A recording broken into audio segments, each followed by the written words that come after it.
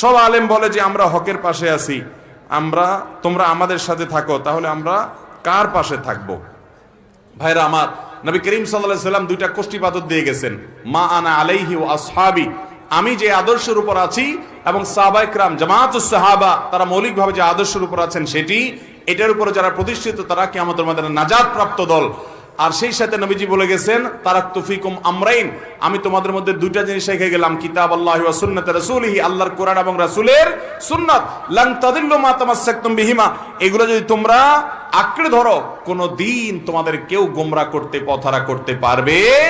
এই জন্য ওই মূলনীতি আপনি ধরে রাখবেন, যে সমস্ত উলামায়ে কেরামের কথা শুনবেন এগুলো গ্রহণ করবেন, ইনশাআল্লাহ আল্লাহ তাআলা হকের উপরে রাখবেন।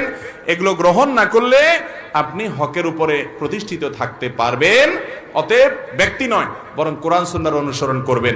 যে আলেম কোরআন সুন্নাহর আলোকে কথা বলে তার কথা শুনবেন, সে যেই হোক না, কোরআন সুন্নাহর বাইরে কথা বললে সেটাকে বর্জন করবেন। আল্লাহ আমাদের সবাইকে উলামাদের অনুসরণ, অনুকরণ, কোরআন এবং সুন্নাহর আলোকে করার তৌফিক দান করুন।